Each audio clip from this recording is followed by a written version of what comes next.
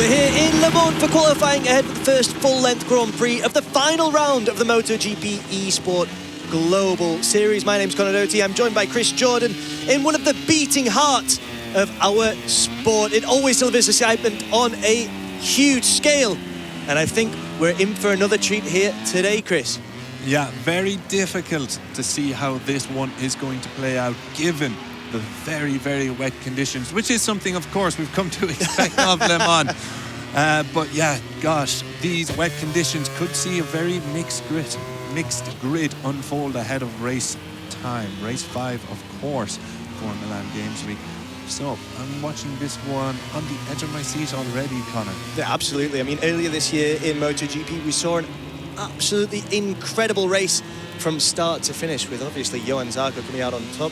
Pierre Ricciuti is going to want to emulate that, but it's going to be difficult here in France. Here we are with the Italian rider. Yeah, Pierre Ricciuti then on pole twice already this season, but of course, as we've already mentioned, this is a different challenge. Le Mans, a very tight track dominated with first gear corners, lots of late braking and hard acceleration, but with these conditions it's just going to be a whole different challenge. As we look now at the track house, MotoGP team rider Hector Rock. So let's see, maybe an opportunity for some of the riders we haven't seen come to the fore. Just as I say that, he just come down. But it is an opportunity for some of these riders to perhaps make a statement here, take advantage of the conditions, which we've seen 2 or 3 riders, I think, already hit the deck here. So it's going to be tough to put in a very fast lap time. Yeah, absolutely. I mean, we've seen riders already have to deal with difficult conditions in Malaysia this year in the previous round. And what a race that was, by the way. One of the best I've ever seen, arguably the best. Yeah. In the history of MotoGP eSport. Absolutely sensational, right down to the wire. Then on Julito Campeon. But yeah, just touching on Sepang, what a race that was. It was just Jack Hammer just, you know, threw the kitchen sink at it and was just undone. He went out, of course, to remind you, he went out on slick tyres during a flag-to-flag with it starting off in dry conditions and ending up in heavy rain. Jack Hammer was one of 2 riders who opted not to go on wet tyres. The other one we momentarily saw on screen there was Deepo Akbar. Jack Hammer and Deepo both running in P1, P2 until the final corner. And Davide Teresi came charging by them and just took it on the line. Christian was the other rider to take a podium, while Jack Hammer did get that P3. Oh, and Aloe goes down. Aloe does go down here. It is a Ducati circuit, Le Mans. Through history, typically, of course, you mentioned the LCR Honda, Johann Zarco winning there, but in the years gone by, we've seen some famous Ducati Lenovo and factory Ducati wins here. Not the least Danilo Petrucci in the West all those years ago. I'm not going to, off the top of my head, say what year it was. I think it was 2020 if I'm going to give it a guess. But yeah, Daniele Aloe then one of the riders to fall victim to the conditions here. Of course, we have now 11 minutes remaining. The first lap times have come in, but I don't think we've seen everyone set a time just yet. I feel there's plenty of twists and turns yet in this session. Yeah, absolutely. Now we are with Pierre Ricciuti, who is currently topping the timesheets, but for how long, given what we've seen so far? So difficult for our riders to really get to grips with it. Flavio Bardacci currently running in P4. He's looking quick here. Yeah, this would be a super return for Baldacci if he can hold on to a start from the head of the second row. But as we say, there is plenty of time left in this one. Eyes then on Jack Hammer, the defending 2-time MotoGP eSport World Champion. Look how difficult that is for him to get it stopped and keep his line. A rider the pedigree of the Grassini man. And yeah, he is struggling around here, as are most of the riders. You can see they are crawling around those corners there. Wow. Yeah, they're just really finding this difficult to adapt to at the moment. They are, especially our veterans, as we've just seen there with Adrian. But if you look, in P2, currently sitting pretty, Julito Campeon, our rookie. So experience, which you would have thought would mean everything on a day like today here in France, well, it's not paying off for the time being. We just saw Daniele Aloe running in there. Looks like he will be changing those tyres, as is Julito Campeon. Yeah, Julito Campion. Jack Hamano as well. Everyone probably. Well, just touching on what you were saying about Julito Campion, we've seen him, you say the experience can't tell, but this is a rider who has said the hell with experience, and he has made an instant impact and picked up a couple of podiums. So he didn't have the best sprint qualifying for third sprint of the campaign as Piero Risciuti goes down. Oh, disappointment there for Risciuti, but Julito Campion sitting P3. Didn't have the best qualifying in the third sprint of the year at Aragon, so he's out looking to right some of those wrongs. He has, of course, been on the podium twice in 2025 in both sprints, so he'll be looking to get himself onto a full race podium now across the final two races of the season. Look at Davide Torrisi, our runaway championship leader. What a star he has been this year, but even you can see the Italian is struggling with these conditions with just under 9 minutes to go. But it is Risciuti provisionally on pole position. And you can see him in the background in the wake of the Aprilia rider with Christian and Julito Campion P2 and P3 respectively. As things stand then, it is Adrian Baldacci and Deepo Akbar on row 2. But we have Davide Torrisi, Jack Hammer, Daniele Eloy and Exor Rock all yet to set a time in qualifying. Yeah, just look at that spray behind these tyres as well. It should be so difficult for our gamers here. Christian goes down. Again, what we said about experience, just proving itself to be a bit of a truism once again. But Davide Torrisi, we're still on board with him. What a shot that is from our TV director as well. And he's held that line very, very well as he looks to cross the start-finish straight here. Are we going to see a lap time from Davide Torrisi then?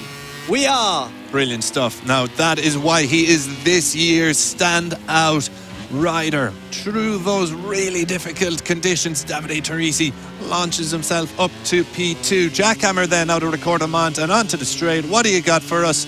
The Grassini rider goes from P8 to be decided as of yet. We are still waiting for it, but you can see there how important that lap was from Davide Torrisi, that even the defending two-time champion is struggling here. Davide Torrisi gets himself up to P2. Daniele Eloy then, pole in the sprint, yet to set a time here. What can the Ducati rider do? He's got a few more corners to go before we see him come over the final straight.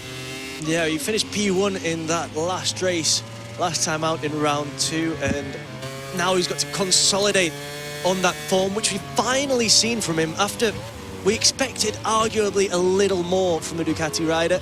Well, he's got that top step of the podium, and now he's got to build on that in the final round.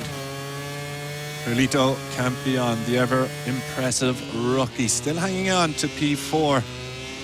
Christian has jumped up to P3, but Julito Campion very much in the mix as we briefly glanced at Daniele Eloy. But we're back now with the rookie rider from Yamaha. What can he produce? He's 3/10 off the time of Piero Risciuti at the moment. Daniele Eloy then we jump back onto, coming around, record them on the final pair of right-handers and open up the throttle from the Italian. Currently P9 on the standings. Oh. We'll see where he goes once he sets a time. He's jumped on, he's got up to P4, Connor, if my eyes do not deceive me. I don't believe they do, and something we didn't really note there, but Julito Campion was following him the entire time and just breaking there. Jack Hammer moves into P3. Finally seeing something from the British game. Yeah, the conditions are still wet, but the action on track is very much heating up, Connor. Baldacci then, we saw him running on the second row in the provisional timesheets. He's now down in P8. He's got it back against the wall. He's going to have to get himself a good time to fight back onto that row 2. It looks like he has not done enough on that lap, but there are still 5 minutes remaining in this session. So there are plenty more opportunities in what has been a very tense, intriguing session, it must be said, in this qualifying in Le Mans. Yeah, Adrian running it wide. Yeah, just again seeing Adrian run it wide there a bit. Not what he would have wanted, but he, as you mentioned there, still 5 minutes for the perfect lap. Plenty of time for these gamers to really nail it. That one time, it only needs to happen once, and they get that position on the front row or even pole. Currently Piero Risciuti. Daniele Eloy is going to do everything he can to try and claim a space on that front row. Yeah, he is locked in here as he comes through. S Blues and Recordamont coming up next. Will we see him jump further up the timesheets? P5 as things stand for the Aragon Sprint pole sitter. Can he get a pole here in Le Mans? Not quite, but he does jump onto the front row. Piero Risciuti's time of 1:35.345 still standing strong. Yeah, Piero Risciuti, one of our veterans. He actually made his first appearance back in 2020 in the MotoGP eSport World Championship. So only Adrian, Christian and Jack Hammer have more experience than him. But it is Piero Risciuti who's showing that experience here. Yeah, he has just improved yet again. Risciuti is thriving here in the wet conditions. Something to perhaps note if the conditions in Le Mans remain the same. However, Risciuti has just gone to a 1:35.1. He's got 2/10 in his pocket over the championship leader Davide Turisi and Daniele Eloe. Jack Hammer then running in fourth. Eyes on Christian, who is P5. What can he produce here as we come through the final sector? The Red Bull KTM Factory Racing rider's got a couple podiums to his name already in 2025. He would like to add a win as well and perhaps a pole position. Yeah, he has really been coming into his own at the end of round 2. Managed to get a P2 in Malaysia, a P3 in Portugal. So let's see where he can put himself on the grid here. Christian, and he moves up to P2. That could be the perfect boost to his title ambitions. Yeah, brilliant stuff from the KTM man. Up to P2, puts a little bit of pressure now on Davide Turisi, it has to be said. With times improving, we haven't seen a lot of Turisi in this session. He did post a good time to get onto that front row, but for how long? Not long at all, because he has now just gone down to P4. Can he respond? Adrian, the rider, to relegate him to the second row. Risciuti's very happy with that lap. Yeah, it looks like Risciuti's gone to pit lane, but Turisi is now at the head of the second row, and that could be interesting in the championship battle. Turisi, of course, been on pole position a number of times and has converted that to victory. But look at that second row. Daniele Eloe and Jack Hammer alongside him, with Piero Risciuti ahead of him, Adrian ahead of him, a world champion. So this would be a very interesting grid in the context of the wider championship picture. Yeah, absolutely. I mean, it's all looking like it might get shaken up a bit, because Turisi had been very much in the ascendancy right up until the final race of round 2, where he finished off the podium for the very first time this year, and that allowed the likes of Jack Hammer, Christian to really take advantage of it. Daniele Eloe as well, of course, with that first win of the year. So as you say, yep, this could look like a very interesting grid for a race which looks like it might take place in very difficult conditions. Absolutely, absolutely. So Le Mans throwing up some more drama in 2025. It just doesn't stop, does it, in Le Mans? No, it does not. Extra Rock Ben, can he improve upon P10? He's not quite set a time. He's finally got one vote, but he remains where he is, and that's behind Deepo Akbar, the Indonesian rider. Turisi goes down. Ooh, that could be a problem for Turisi, because there's 1:20 left on the clock, and Turisi looks like he is out of this qualifying session. He's currently sitting in P4, not where he'd want to be, but it's hardly a disaster, Connor, if you just end up on the second row. Very much it well is put. interesting to see that his chief rivals in this championship, Jack Hammer sits second in the championship, of course, and he's in P6. If he can just get ahead of Turisi here, if we can see Daniele Eloe post another time, and then Julito Campion, the likes of Flavio Baldacci, Deepo Akbar could do well here as well. But Jack Hammer doesn't improve on that time, so Turisi is still out there. But will he get around for another lap to get onto that front row? Yeah, he'll be desperate to get back into a good vein of form. Absolutely. So Jack Hammer then will get one more crack at and he goes just down. As I say that, he goes down. Oh, that'll be tremendously frustrating for Jack Hammer. And now we are back with Turisi, Piero Risciuti now. And some spectacular rides as we come down through the Dunlop chicane there. Piero Risciuti currently on pole and looks set, if everything continues to go his way, to maintain it as this session comes to a thrilling conclusion very, very shortly. Currently with Daniele Eloe now, currently P5. Is he going to be able to improve on that? Yeah, so clock is done. This is it for Daniele Aloe. Can he jump up this timing? He gets up to second position. Brilliant stuff from the Italian. Just under the 10th away from Piero Rasciuti. However, it doesn't look like anyone's able to challenge Rasciuti out front. We are on board now with the LCR Honda rider. Will we see him improve his 135.1? Well, he's got, the final sector to navigate here, and he's done that quite wonderfully, it has to be said, through S Blue and Recordamont to go.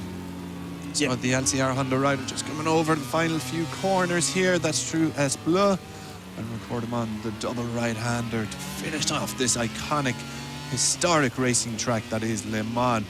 So, eyes on Rasciuti. It doesn't look like anyone's able to challenge him as things stand for pole position. So, it looks like Rasciuti is going to get that third pole position of the campaign. Does he improve upon his time? It doesn't seem as if he has. What about Flavio Baldacci? Can he get himself onto the second row? Well, interesting session, Connor. It has to be said. That rain played havoc for a lot of riders. Yeah, an absolutely fantastic qualifying session from a spectator's perspective. Very, very tough for our riders. So let's take a look at the results then in this French Grand Prix. It is Pierre Rasciuti who claims pole. He's joined on the front row by Daniele Aloe and Adrian. And then on the second row, it's Christian, Davide Trisi and Jack Hammer. Our rookie, Julito Campion, will start from P4. Flavio Baldacci from P8. Deepa Wakbar from P9. And behind them, it's Exa Rock.